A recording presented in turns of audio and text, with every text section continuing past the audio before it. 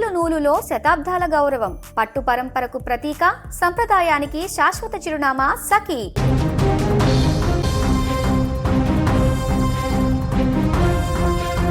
నిన్నటి వరకు ఆ ఇంట్లో నవ్వులు పూసాయి.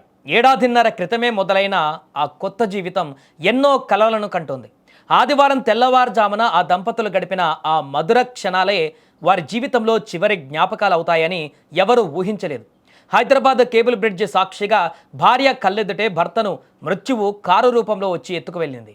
ఫోటోలు తీసుకుంటూ మురిసిపోయినటువంటి ఆ జంటను కాలయముడు కన్నెర్ర చేసి విడదీశాడు.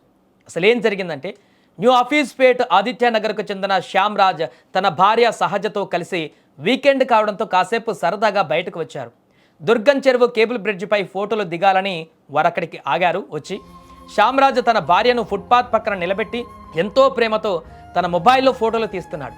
ఆ క్షణంలో వారిద్దరి మధ్య ఉన్నది కేవలం ఆనందం మాత్రమే. కానీ అదే సమయంలో జూబ్లీహిల్స్ వైపు నుంచి అదుపు లేని వేగంతో దూసుకువచ్చిన మెర్సిడెజ్ బెంజ్ కార్ వారి జీవితాలలో విషాదాన్ని నింపింది. రెప్పపాటు కాలంలో జరిగిన ఆ ప్రమాదం ఊహించడానికే భయంకరంగా ఉంది. అతి వేగంతో వచ్చిన ఆ లగ్జరీ కారు నేరుగా వచ్చి శ్యామ్ రాజును బలంగా ఢీకొట్టింది. ఆ దెబ్బకు ఆయన గాల్లో ఎగిరి కింద పడగా కారు కూడా నియంత్రణ కోల్పోయి పక్కనే ఉన్న రైలింగ్ను ఢీకొట్టి పల్టీలు కొట్టింది. భర్తను రక్తపు మడుగులో చూసిన ఆ భార్య గుండె పగిలేలా రోధించింది. ప్రాణాపాయ స్థితిలో ఉన్న శ్యామ్ రాజును ఆసుపత్రికి తరలించినప్పటికీ శ్యామ్ మరణించాడు. ప్రమాదం జరిగిన వెంటనే కారులోని నిందితుడు తన తప్పును గమనించినా మానవత్వం లేకుండా అక్కడి నుంచి పారిపోయాడు. కేవలం వేగం అనే సరదా కోసమో నిర్లక్ష్యం కోసమో చేసిన ఆ పని ఒక నిండు కుటుంబాన్ని ఇప్పుడు రోడ్డున పడేసింది. పశ్చిమ బెంగాల్ రిజిస్ట్రేషన్తో ఉన్న ఆ కారు ఒక ప్రైవేటు సంస్థకు చెందినదిగా పోలీసులు గుర్తించారు.